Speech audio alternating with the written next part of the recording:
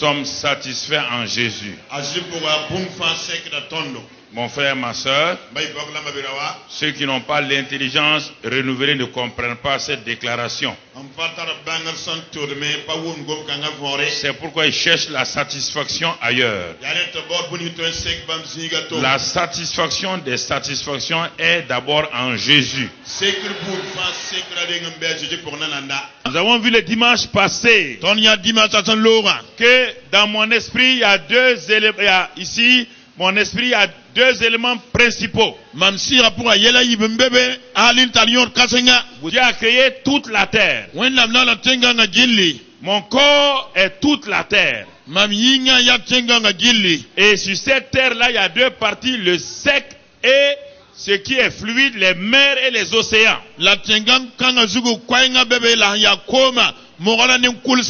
Mais il n'a pas mis l'homme ici. Il n'a pas mis l'homme. L'homme qu'il va créer à son image.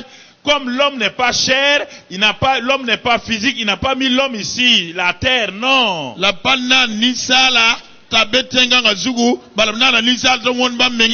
Il a créé maintenant sur la terre là, il a fait un Éden, un lieu de délice.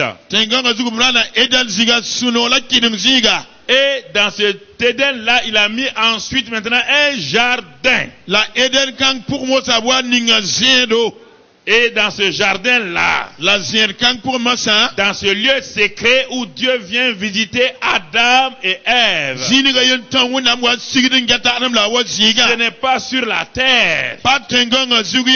C'est dans un lieu spécial qu'on appelle le jardin d'Éden. La terre là, c'est mon corps. C'est ça qu'on voit. Mais Dieu n'est pas venu habiter dans ma chair, dans mon corps là. Il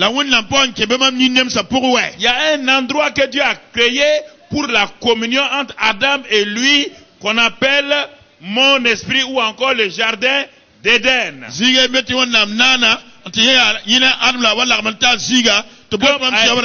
L'homme a été d'abord créé esprit. Et plus tard, Dieu lui a donné un corps, il a formé un corps en prenant les éléments de la terre. Pour que l'homme soit rendu visible. Parce que s'il reste esprit, les animaux ne peuvent pas le voir. Rien qui existe ne peut le voir. Alors qu'il a été appelé à dominer spirituellement et physiquement. Donc Dieu va lui donner les deux dimensions. La dimension spirituelle. On dit à l'image de Dieu. Dieu est esprit. Il m'a créé d'abord esprit. Mais le deuxième mot, ressemblance, veut dire que tel père, tel fils. Ce que le père fait, l'enfant le fait. Ça, ce sont mes actes. J'agis comme Dieu. Je parle comme Dieu. Ça, c'est le mot ressemblance. Et l'esprit, mon esprit, je ressens, donc je suis à l'image de Dieu, et je ressemble à Dieu, je peux faire. Dieu m'a donné un corps pour que le monde visible soit en contact avec moi. C'est ça, toute la terre qu'il a créée dans Genèse 1 là. Et il a pris donc la terre là, il a formé le corps de l'homme pour qu'il soit rendu visible. À la fin de Genèse 1, Dieu va faire quelque chose. Il va souffler dans cet homme là. Cet homme là est corps, aspect extérieur. Il est esprit, ce qui ressemble à Dieu. Dieu va souffler en lui un souffle de vie. Et alors l'âme vient à l'existence. L'âme vient à l'existence.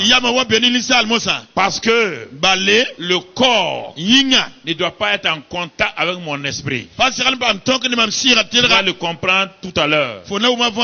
Et c'est pourquoi il y a un élément tampon ici qu'on appelle mon âme, qui est ma personnalité, où se trouvent mes sentiments, où se trouvent mes émotions, où se trouve ma volonté. Donc toutes ces choses qui concernent ma personnalité. Bon, regardons attentivement, frère. Et maintenant, nous avons dit la semaine dernière que Dieu ne fait jamais une chose, il le fait avec plusieurs aspects. Quand on retourne dans Genèse 1, Genèse 2, on voit que Dieu est formidable. Je vais aller maintenant dans le naturel pour vous montrer le spirituel. Donc toute la terre, et dans Éden, il a mis un des arbres. Il a dit au milieu du jardin, il a mis un arbre qu'on appelle l'arbre de la vie. Au milieu du jardin. Il a mis un arbre qu'on appelle l'arbre de la vie. Et dans ce jardin-là, il a mis un fleuve. On n'a pas donné le nom de fleuve. On dit un fleuve. Mais ce fleuve-là se divise en 4 branches. L'arbre de la vie. Ou encore le mot vie veut dire Zoé. La vie de Dieu. L'homme a le jardin, il y a l'arbre de vie. Dieu a mis 4 fleuves et un fleuve divisé en 4 branches. Le premier fleuve c'est Pichon. Deuxième Guillon. Troisième Idékel. Quatrième Euphrate. Et ces fleuves-là doivent couler d'où? Du jardin pour aller vers la terre. Alors que la terre a déjà ses océans tout autour. Mais regardez, frères et sœurs, quand il a mis l'arbre du jardin et l'arbre de la vie au milieu du jardin, il a mis un autre arbre. Cet arbre n'est pas au milieu du jardin. Cet arbre-là, et il est dans Éden, mais pas au milieu du jardin. Qu'on appelle l'arbre la connaissance du bien et du mal. Voici l'homme complet devant vous. Le naturel et le spirituel vont pareil. C'est l'homme complet comme ça. Ce que Dieu a fait dans Genèse 1, 2 là, ça représente en même temps l'homme des 3 parties. Mais vous allez comprendre. Cet homme que Dieu a créé là, ce jardin-là, il y avait l'arbre de la vie, et dans l'autre côté, l'arbre de la connaissance du bien et du mal. Mais la Bible dit qu'il y avait plusieurs autres arbres pour avoir et bon, agréable à manger. Et Dieu dit que mon corps là, qui représente la terre là, il a mis là-bas aussi beaucoup d'arbres fruitiers. Ce sont ces arbres fruitiers qui doivent nourrir mon quoi? Mon corps. C'est pourquoi Jésus dit, l'homme ne vivra pas de pain seulement. Le pain, c'est ça, ça nourrit mon corps, mais il vivra de toute parole qui sort de la bouche de Dieu. Dieu étant esprit, si l'homme doit se nourrir de la parole qui vient de Dieu, et cet homme-là aussi est esprit, on parle d'où? On parle d'ici. Mais maintenant, vous allez voir Dieu. Il a mis l'homme et il dit à l'homme, tu es innocent. Faut pas bérer. Tu ne connais pas le bien. Tu ne connais pas le mal. Tu n'es pas mortel. Faut pas kiri. Tu n'es pas immortel. C'est toi qui vas choisir. Tu vas choisir entre la vie et la mort. Adam n'avait pas la vie éternelle. Parce qu'il n'avait pas encore mangé quoi? Parce qu'il n'avait pas encore mangé quoi? Et est-ce qu'il était pécheur?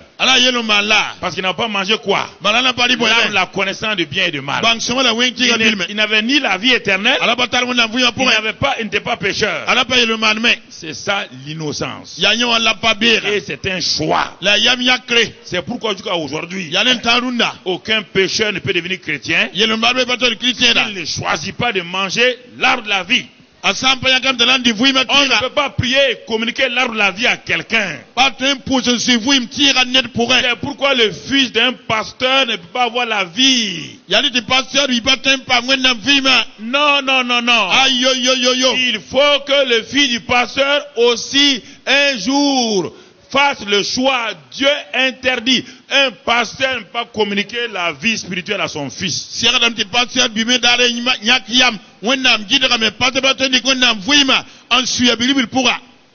Donc voyez, et Dieu vient, il visite régulièrement Adam et Ève.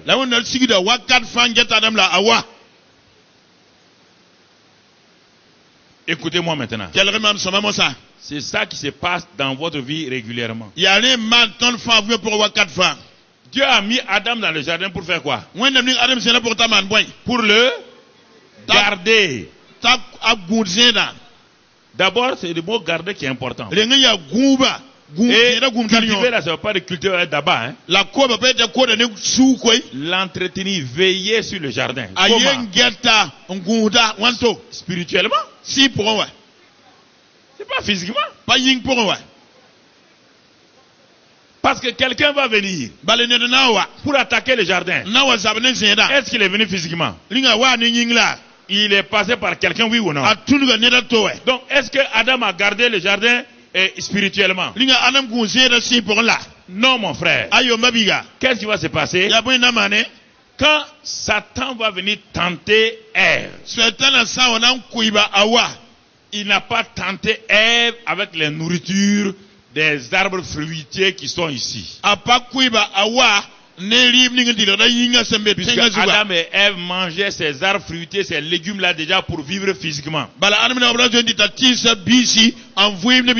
Satan n'est pas venu là-bas. Ça c'est leur nourriture physique. Satan sait que Adam et Ève n'ont pas encore mangé l'arbre de la vie. Et il sait bien que l'arbre de la vie est la vie de Dieu. Et que s'ils mangent ça, ils deviennent éternels. Et ils ont l'immortalité automatiquement. Et il va venir. Et il va venir, il va pas attaquer, il va pas attaquer l'arbre de la vie. Satan ne vous tentera pas pour que vous mangez l'arbre de la vie. Jamais. Satan ne vous tentera pas pour que vous buvez l'eau qui est ici. Jamais. Satan vous tentera dans votre âme. Parce que l'arbre de la connaissance du bien et du mal là, il est joli. Il attire, c'est ça qui vous attire. Pourquoi? Parce que ici il y a les sentiments et les émotions. Et en vous montrant telle chose là, vos sentiments et vos émotions commencent à monter. Et c'est ce qui fait que les hommes tombent avec les filles. Satan a toujours montré ici cet arbre là. Et il va utiliser quoi? Les éléments du corps. La vue, l'odorat, l'huile, le goûter. Il va faire collaborer ça et ça. Il va les mettre ensemble pour se liguer contre lui, l'esprit.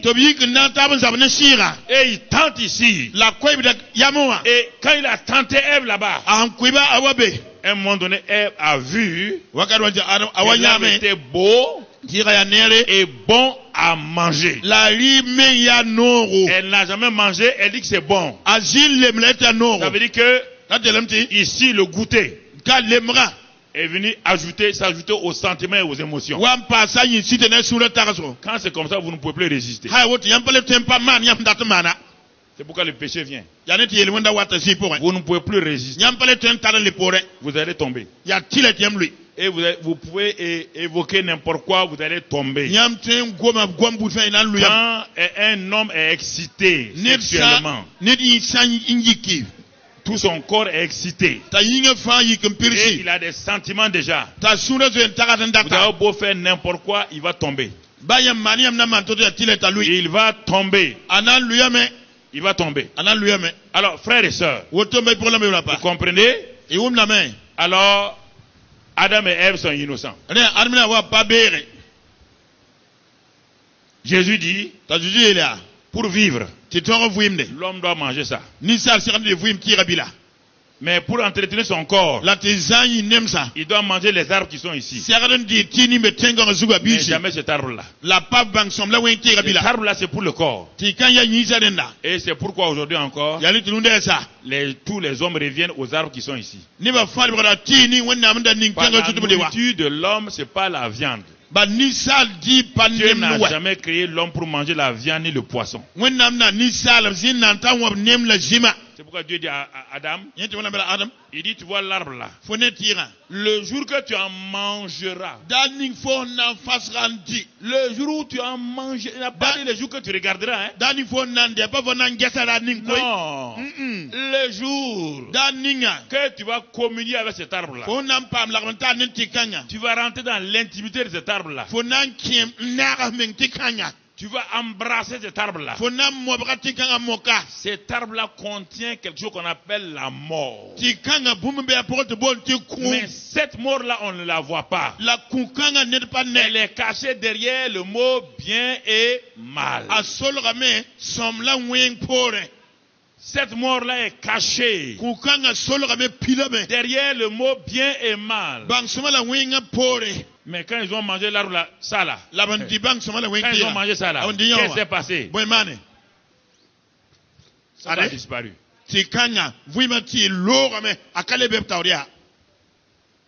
Dieu a fait quoi? Allez, coup de pied, on les a mis où? On les a mis où maintenant? Sur là. Hey, l'arbre de la connaissance est ici. L'arbre de la connaissance a contrôlé l'âme. L'âme a contrôlé le. Mais il n'y a pas ça. Dieu a fermé les jardins. Donc l'homme est devenu ça et ça. Ça, il est mort à Dieu. Il ne comprend plus Dieu. Quand Dieu parle, mais de quoi il parle? Parce qu'il est mort spirituellement à Dieu. Et il a commencé à vivre par là et là. Le chrétien charnel ressemble à quelqu'un qui n'a que là et là. Le chrétien charnel, son esprit est vivant. Il y a l'arbre de la vie là-dedans. Il y a les 4 fleuves. Mais il ne sait pas comment manipuler. Comment gérer ça? Il continue à vivre par là. Là et là. C'est comme si ça n'existe pas. Quand tu dis mon frère, alors ça va? Oh, ça ira.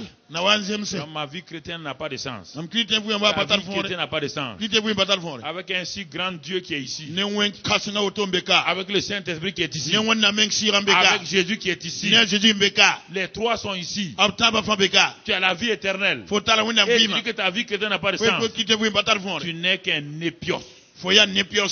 Un chrétien charnel, comme les Corinthiens, qui marchaient et qui couchaient avec les femmes de leur papa. Si les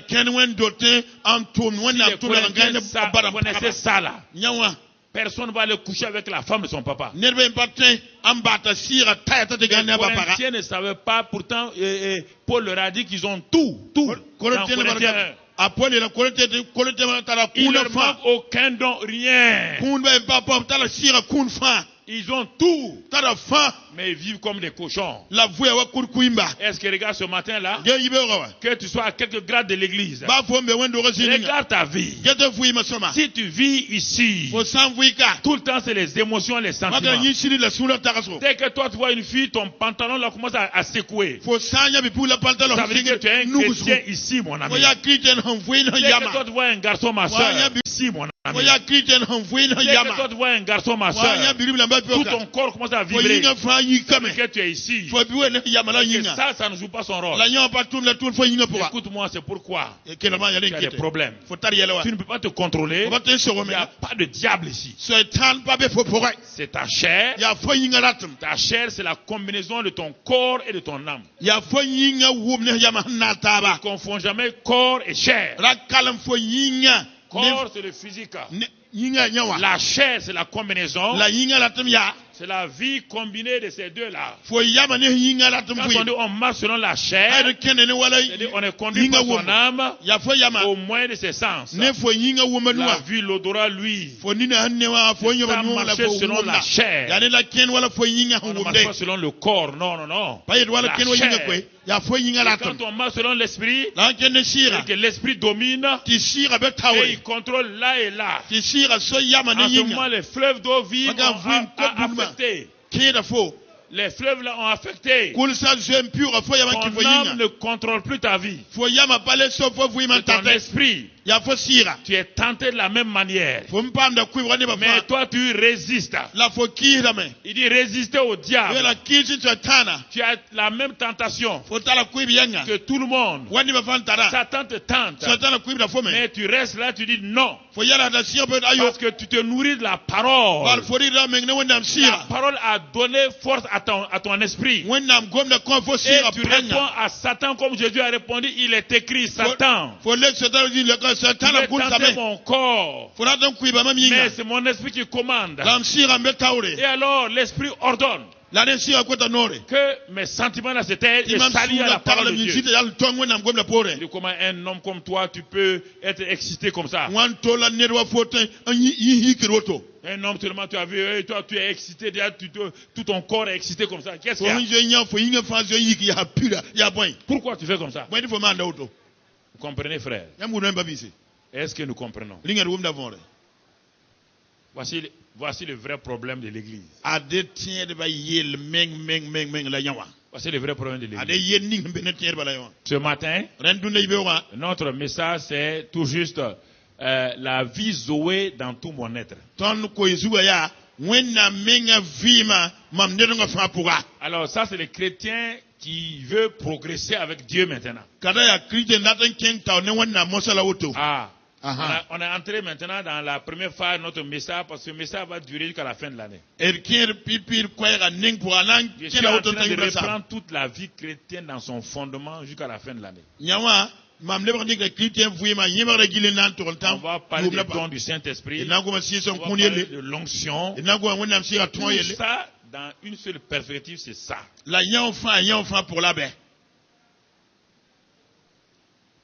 J'ai la vie. Je suis né de nouveau. J'ai mangé l'arbre de la vie qui est dans mon esprit. Et les fleuves, je suis rempli du Saint-Esprit, baptisé du Saint-Esprit. Et l'arbre de vie qu'on appelle Zoé là est en moi. Et regarde, les fleuves maintenant, c'est devenu une réalité.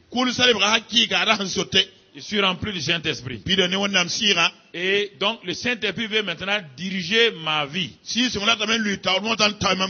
aspect de ma vie. Ma vie de communion avec le Saint-Esprit. Ma vie de prière. Ma vie de combat. Et ma vie de témoignage dans le monde. Donc les 4 aspects de ma vie sont ici. Par le Saint-Esprit. Alors mon ami, regarde maintenant. Qu'est-ce que Dieu dit? Dieu nous dit ceci. Dans le mot Zoé là. Dans Jean 3, on ne va pas le lire, on le connaît déjà. Jean 3, c'est Dieu a tant aimé le monde. Il a donné son Fils unique. Avec quiconque croit en lui ne périsse point. Qu'il ait la vie éternelle. Donc, qu'il ait la vie éternelle. Donc, c'est lui qui a cru à quoi? La vie éternelle, c'est la vie de qui? La vie même de qui? De Dieu. Est-ce que tu as réfléchi à ça? Est-ce que tu as accepté ça?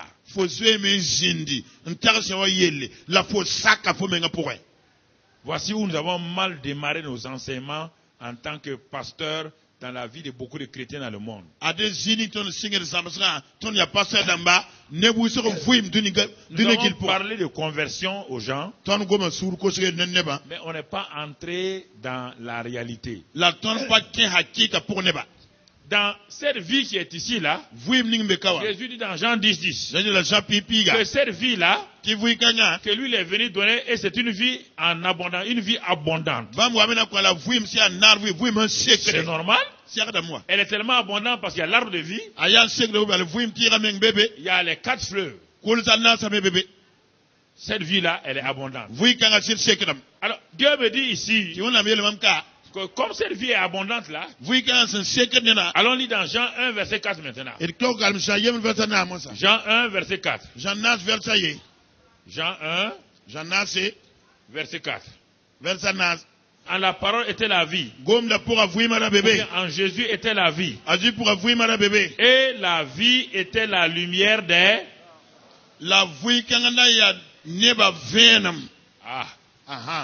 Donc, l'arbre de vie, c'est ce que nous avons reçu quand nous sommes nés de nouveau. On te dit que la vie là, cette vie là, c'est la lumière des hommes. Mais quelle est cette lumière-là? Frère, quelle est cette lumière-là? Quand on parle de lumière, quelle est cette lumière? Cette lumière-là, frères et sœurs, c'est la puissance de développement.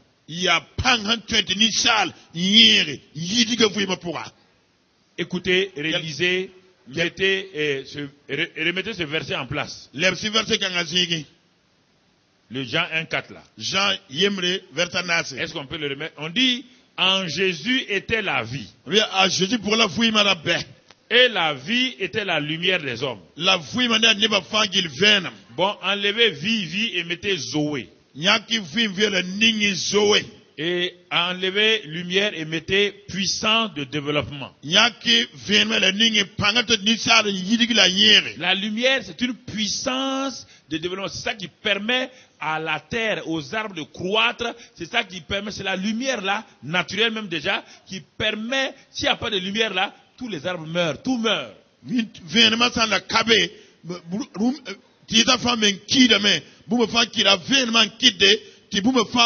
Ça c'est au niveau naturel. Au niveau spirituel, là où il n'y a pas de lumière, les ténèbres et la mort viennent rapidement. Donc dans ce verset là il est dit, en Jésus était Zoé. Et Zoé, était la puissance. Voilà, en elle était Zoé. Et en Zoé était la puissance de développement des hommes. Dieu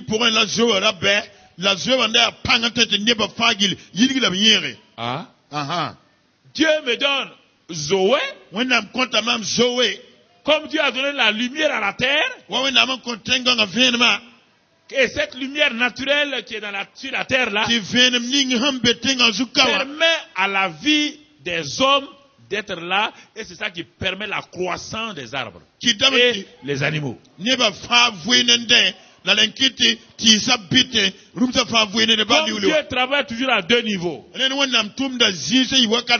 Il a fini avec les naturels. Il me dit en tant que chrétien, il dit que quand Christ est venu dans mon esprit,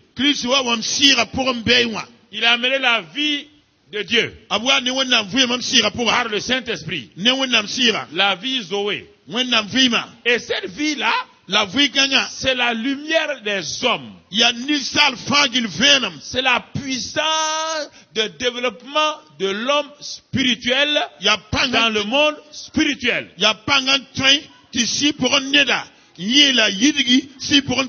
Si aujourd'hui on supprime la lumière de la terre, au bout de 50 ans, il n'y a presque plus rien sur la terre. La lumière naturelle. Il n'y a plus rien. Les arbres vont arrêter. Même ta vie là va arrêter. Tout va arrêter. Si la lumière, la vie divine qui apporte la lumière, et cette lumière c'est la puissance de croissance et de développement. Parce que Dieu est Et cette lumière, c'est la puissance de croissance et de développement.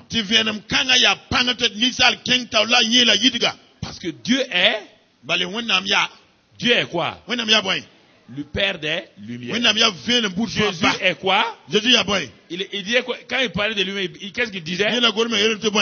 Je suis la lumière du... Dans Jean 8, 12, qu'est-ce qu'il dit encore? Non seulement je suis la lumière du monde, c'est-à-dire il dit je suis la puissance de développement. Le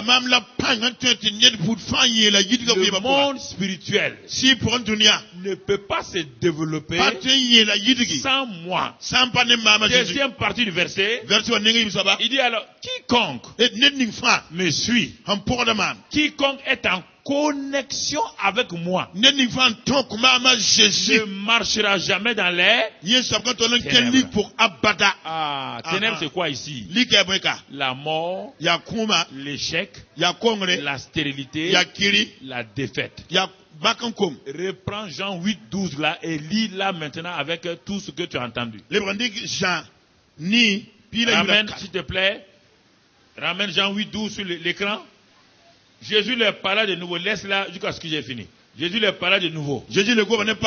Et dit, je suis la puissance de développement du monde. Celui qui me suit ne marchera pas dans la mort, dans l'échec. Mais cette personne-là, regarde maintenant, aura quoi? La lumière de la vie. Écoutez, regardez, la lumière de la vie. Mais si tu regardes ça en français, le problème c'est que le français veut tout le temps conjuguer en bon français et ça dénature tout le spirituel. Quand tu dis comme ça, la lumière de la vie, ça veut rien dire. La lumière de la vie, ça veut dire quoi? C'est une phrase pédante seulement. Ça ne veut rien dire. Non. Il te dit ici que lui étant la lumière du monde, si tu viens à lui, il dit la puissance de développement qui est en lui, dans cette vie-là, va affecter tellement ta vie que toutes les puissances qui viennent contre toi, là, des ténèbres, là, la mort spirituelle, là, les tentations, là, la pauvreté, là, la défaite, les maladies, là, quand ils vont arriver, ils vont trouver en toi quoi? Une puissance. Puissance de vie. Vie veut dire en même temps victoire. Veut dire quoi? Succès. Est-ce que vous comprenez la garantie que Jésus nous donne?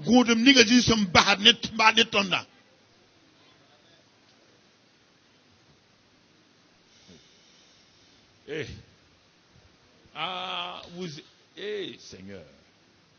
Est-ce que vous comprenez ce que Jésus vous dit? Jésus vous dit que là où il y a le Saint-Esprit qui amène la vie de Dieu là, cette personne-là, lui, celle la personne-là, il est puissant des ténèbres là. C'est ce que Jésus dit. Il dit Satan vient, mais là, il n'a rien à moi. Rien. Jésus te donne la garantie que lui, il est la lumière du monde. Il dit, regarde-moi. Quiconque est venu vers moi avec des ténèbres en lui, maladie. La femme là venait à sa perte de sang. Elle était dans les ténèbres de la maladie. Quand elle s'est approchée de Jésus, elle a reçu quoi? Est-ce qu'elle est partie les ténèbres encore? Zachée est venu vers moi avec sa vie d'escroquerie. Est-ce qu'il est reparti encore? La femme adultère est venue vers moi. Malgré le fait qu'on va la lapider, elle ne peut pas arrêter l'adultère. Parce que c'est plus fort qu'elle. Il y a plusieurs d'entre vous dans ce cas-là. C'est pas, vous n'êtes pas en commun à Jésus. Je vous dire qu'il y a quoi, c'est histoire. Histoire. Mentez. Une femme qui sait que si elle commet adultère, on va la lapider, elle commet quand même adultère. Ça veut dire que ça dépassait tout son corps. Effectivement, le jour est venu où on l'a arrêté. Elle savait que si elle continue tout autant, on va l'arrêter. Et on l'a arrêté. Elle se fait tuer elle-même, c'est pas quelqu'un, c'est pas le diable. Arrêtez de vous faire tuer vous-même.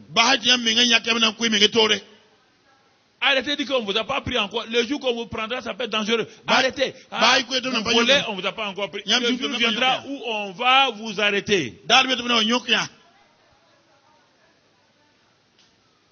Ne dites pas, on ne m'a pas encore arrêté, j'ai la chance. La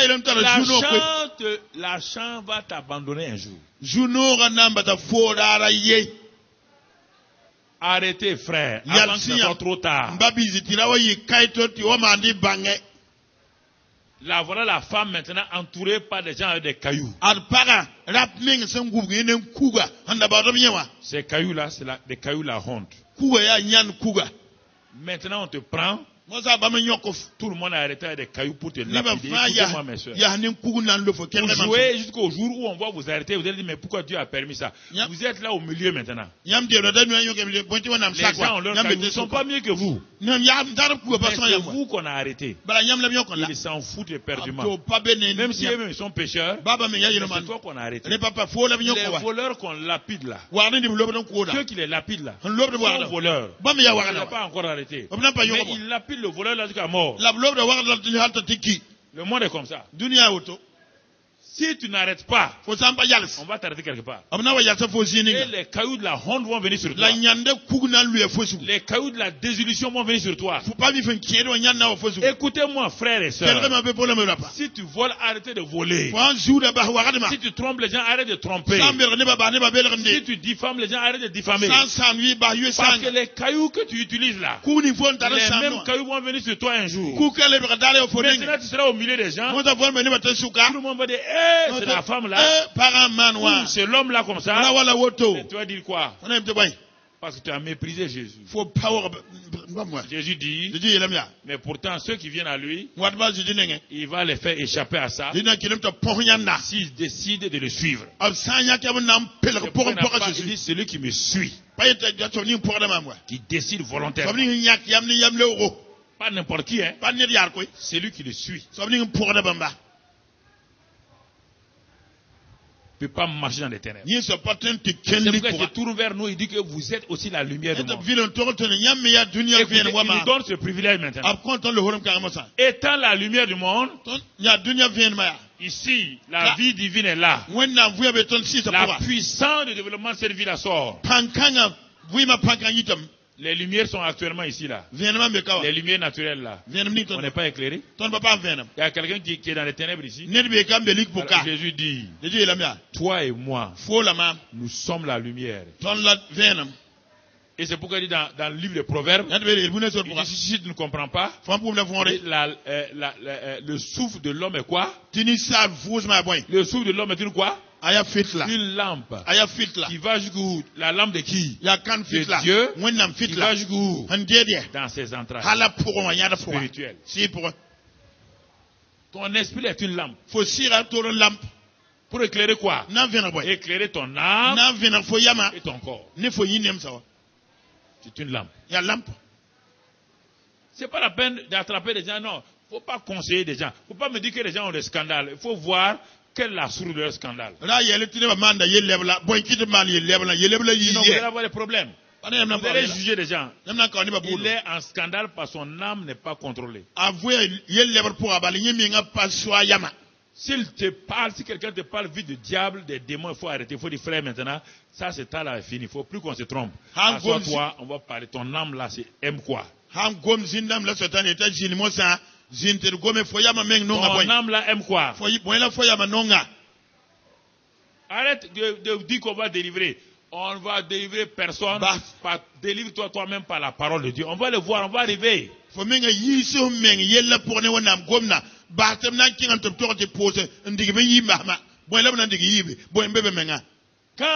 il y a ça, nous recevons tout. Nous avons tout pleinement. J'ai noté quelques passages qu'on va lire. On va lire dans Daniel 1. Daniel chapitre 1 et verset 8. J'ai noté quelques passages qu'on va lire. On va lire dans Daniel 1. Daniel chapitre 1 et verset 8. Daniel est à Babylone. Daniel est à Babylone. Il est à Babylone. Daniel est esclave. Écoutez très bien. Daniel peut parler du naturel pour aller vers le spirituel. Daniel est un jeune homme, il est à Babylone. Babylone signifie confusion. Daniel est dans la confusion, dans le pays de la confusion, de la séduction.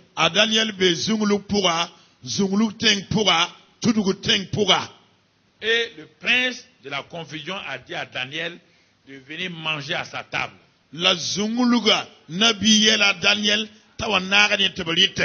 Est-ce que vous m'entendez? Le prince de Babylone, le prince du monde, qui dirigeait le monde à l'époque, dit à Daniel, maintenant que tu es esclave là, tu n'es plus dans ton pays. Tu es loin de tes parents, de tes amis. Tu ne peux pas continuer à vivre comme si tu vivais là-bas. Aucun de tes parents ici ne te voit. Tes pasteurs ne sont pas ici, ils ne te voient pas. Tes parents ne sont pas ici, donc personne ne te voit. Viens manger à ma table. Écoutez-moi, viens manger à ma table. Viens boire mon vin. Le vin dont on parle, ce n'est pas le vin que Jésus a fait. C'était un vin de Nebuchadnezzar. C'est un vin qui est mauvais. Et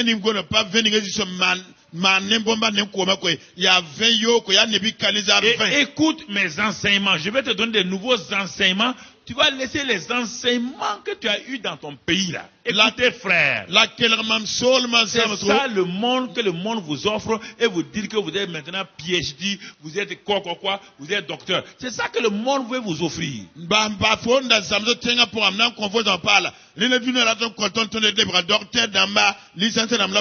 Et sans discernement vous avalez. Moïse a été formé en Égypte comme ça aussi. À force de manger les mets de Pharaon, d'être inscrit à l'université de Pharaon, Moïse a perdu le discernement. Il a voulu exercer son ministère par la force, par la puissance humaine. Et Moïse a échoué lamentablement. Il a fui 40 ans dans le désert. Je vous parle sérieusement. Mais Daniel, qu'est-ce que lui va faire?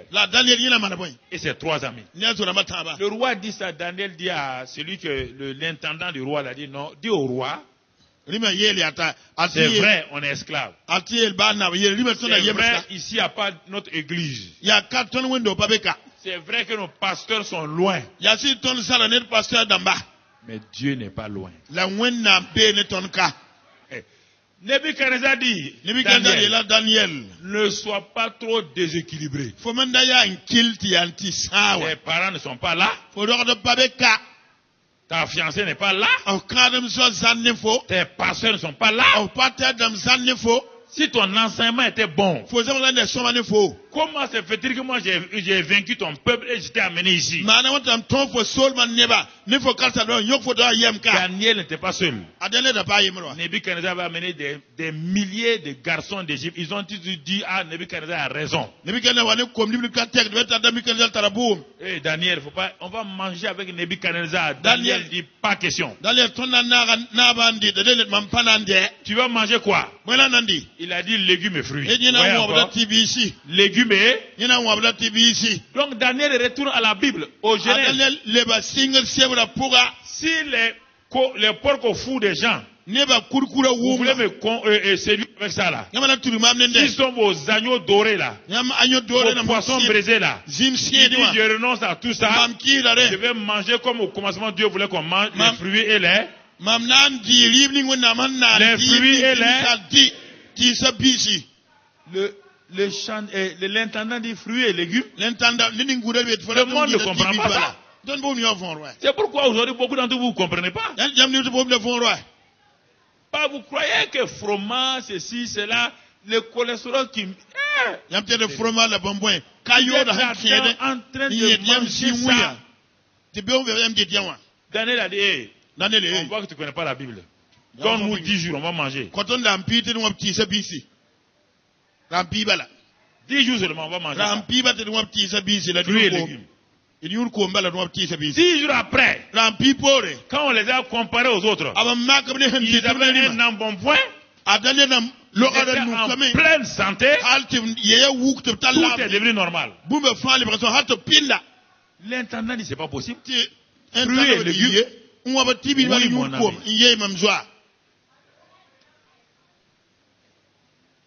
Fruits et légumes, on les a regardés.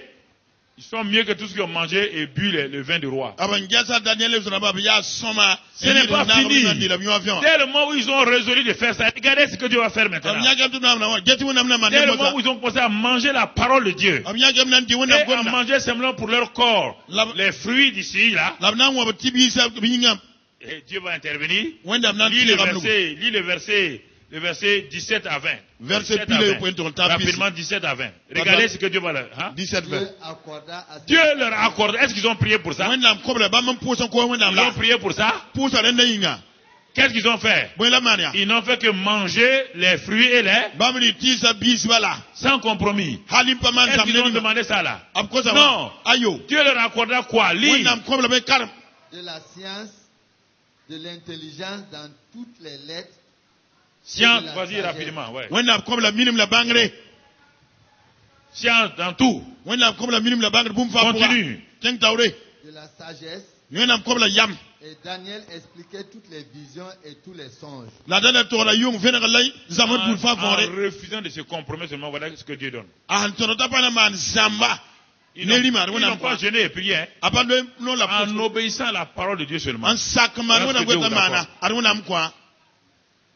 Voilà ce que Dieu vous accorde. Vous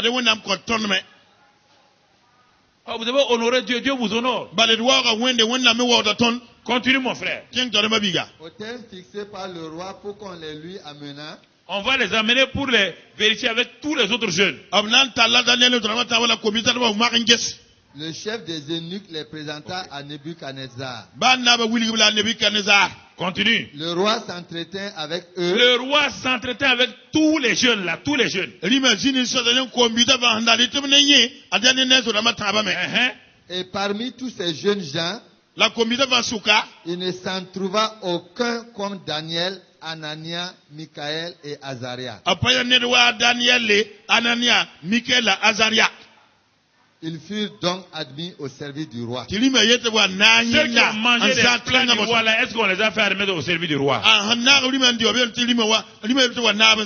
le monde connaît les gens. Même le monde vous reconnaît. Pourtant, ils ont refusé. C'est comme s'ils ont insulté le roi. Mais au moment des récompenses, qui on a choisi? C'est eux qu'on a choisi. Les gens viennent là, pasteur. Il faut prier pour moi. Vous n'obéissez pas à Dieu, ma prière ne fait rien. Quelqu'un a prié pour eux? Est-ce que les anciens ont prié pour eux? Il fut donc admis au service du roi. C'est pas fini? Continue. Sur tous les objets qui réclamaient de la sagesse et de l'intelligence, et sur lesquels le roi les interrogeait, il les trouvait 10 fois supérieurs à tous les magiciens et astrologues.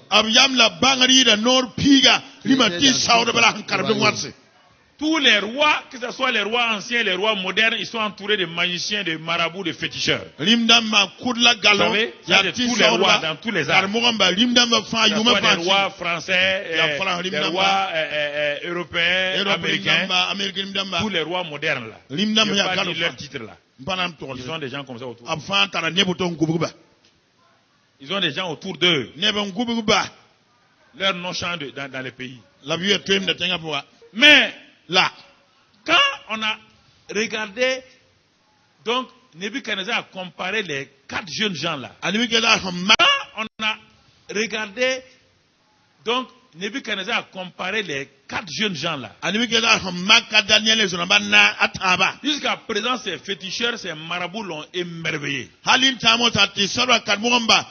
ces 4 jeunes gens sont venus se présenter, 10 fois supérieur.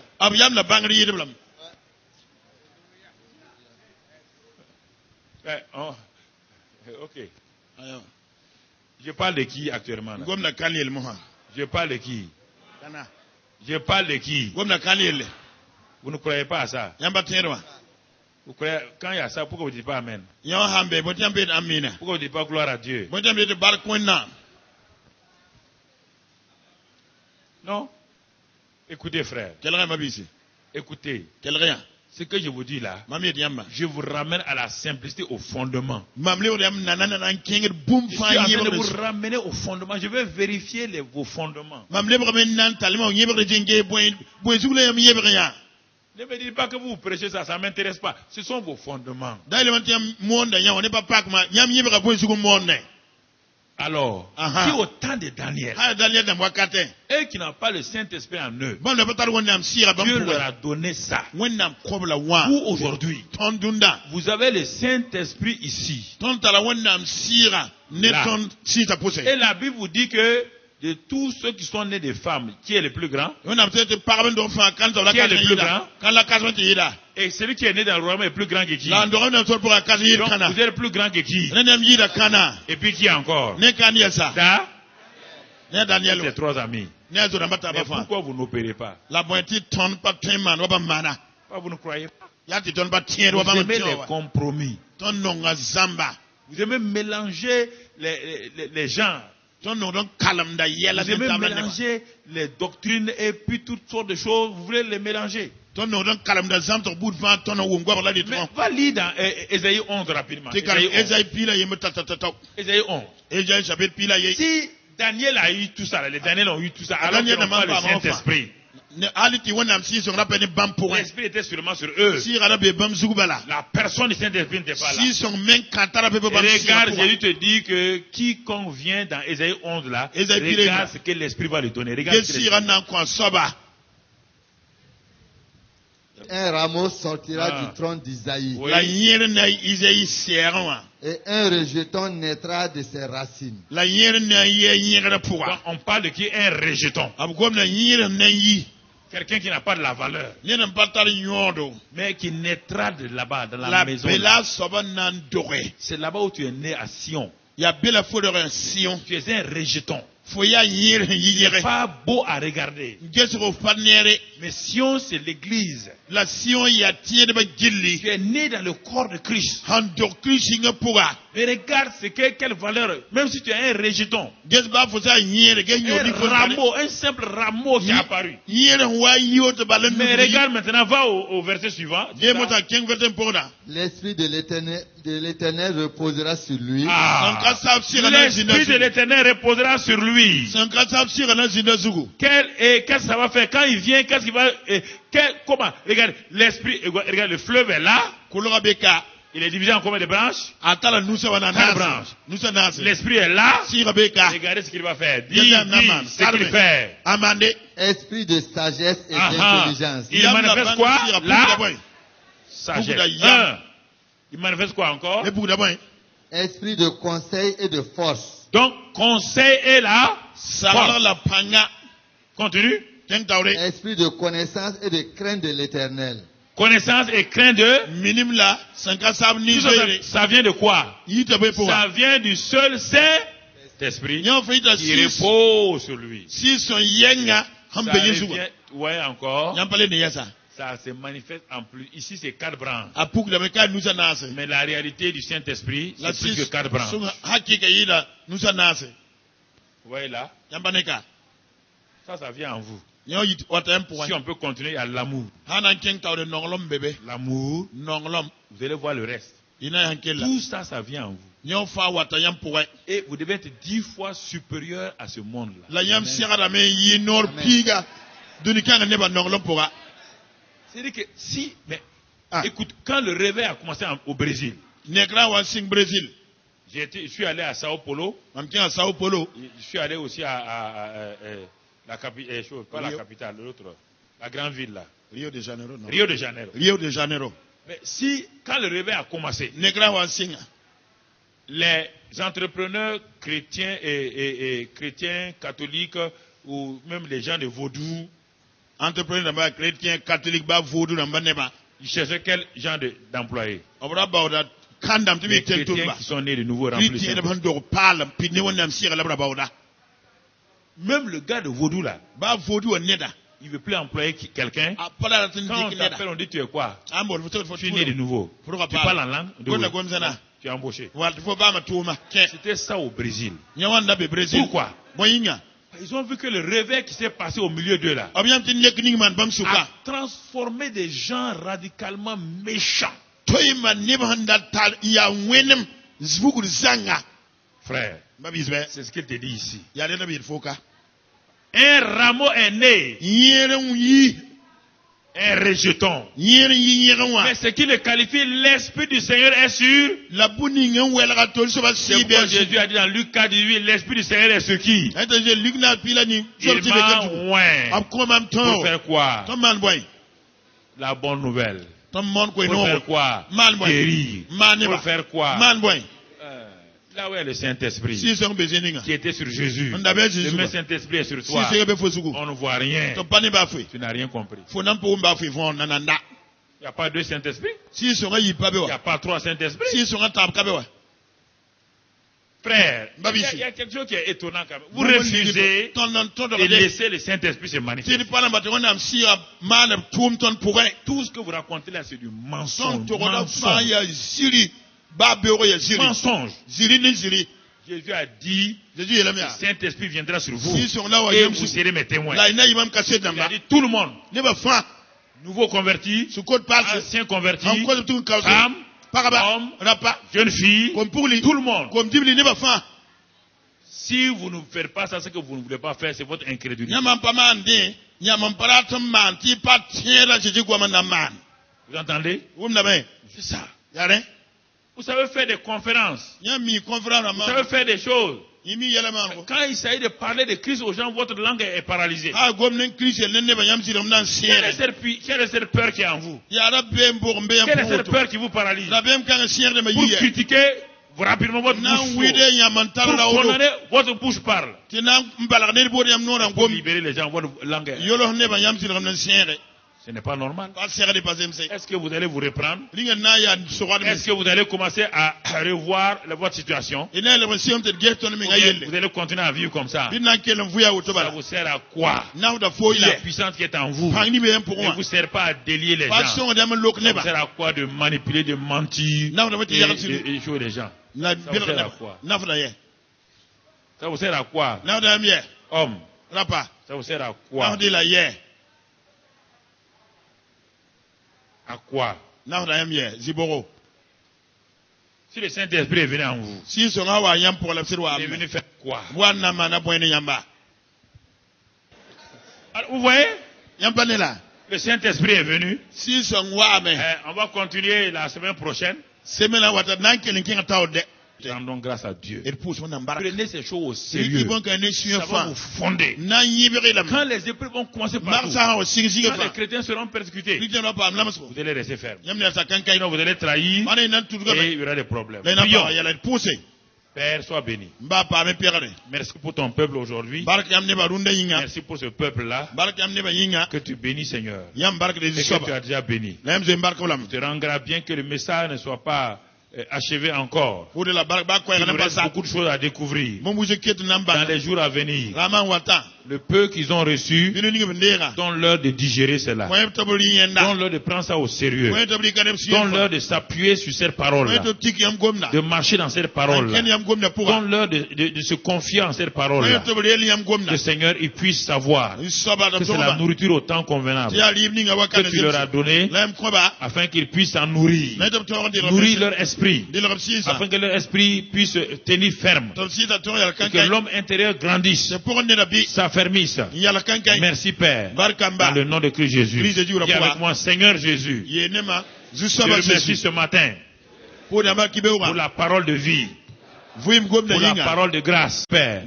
Dans le nom de Christ Jésus. Dis avec moi, Seigneur Jésus. Je te remercie ce matin pour la parole de vie. Pour la parole de grâce. Je te remercie ce matin car j'ai l'arbre de vie en moi. J'ai la vie Zoé. La vie divine. Elle est déjà en moi. Et à cause de cette vie divine, j'ai la lumière de la vie. C'est-à-dire la puissance du développement qui permettra de faire développer mon homme nouveau. J'ai assez d'eau vive en moi. L'eau vive qui coule pour assainir mon âme et fortifier mon corps, pour guérir mon corps. Seigneur, je te remercie ce matin car par ma bouche j'affermis ma vie. Par ta parole que je médite, je nourris mon esprit. Je parle la parole de Dieu. Et l'arbre de vie s'enracine en moi. La vie abondante s'enracine en moi. Merci Seigneur. Parce que ce que tu fais est irréversible. Je refuse de regarder en arrière. Je ne veux pas être comme la femme de Lot qui regrette les choses qu'elle a laissées derrière. Mais je vais regarder à toi, chef et consommateur de ma foi. Toi seul est la source de ma foi, est le but de ma foi. Seigneur, me voilà en tes mains. Ton Saint-Esprit me guide. Chaque jour je grandis. Mon homme intérieur est affermi. Chaque jour j'ai la révélation. Désormais je mange la parole de Dieu pour grandir. Saint-Esprit, je te remercie parce que toi tu es avec moi. Tu me conduis, tu me guides, je te fais confiance. Je sais qu'avec toi je ne peux pas échouer. Je peux tout par Christ. Merci Saint-Esprit pour ta présence en moi. Amen. Acclamez le Seigneur. Amen. Après avoir écouté ce message, si vous avez décidé de donner votre vie au Seigneur Jésus-Christ, faites cette prière avec l'homme de Dieu. Oh Seigneur, oh Matigi, tu es mort pour moi à la croix du Calvaire. Et Sarane Koson Calvaire Gongadika. Jésus, tu es l'agneau de Dieu qui a pris tous mes péchés, qui est mort pour moi. Et de Sarane Koson. Et ce soir, je te reçois dans mon cœur comme sauveur de ma vie. Je confesse de ma bouche que tu es Seigneur de ma vie. Et maintenant, je reçois non seulement le pardon de mes péchés, la purification de mes péchés, mais je reçois aussi un nouveau cœur. Le Saint-Esprit me fait naître de nouveau maintenant dans ton royaume. et me donne un cœur nouveau. Je reçois ce cœur nouveau. Je suis né de nouveau. Dieu habite dans mon cœur. Je suis enfant de Dieu. Maintenant, Dieu lui-même est mon Père. Je suis dans la famille divine et je bénis le Seigneur. Merci pour ta grâce et ta fidélité.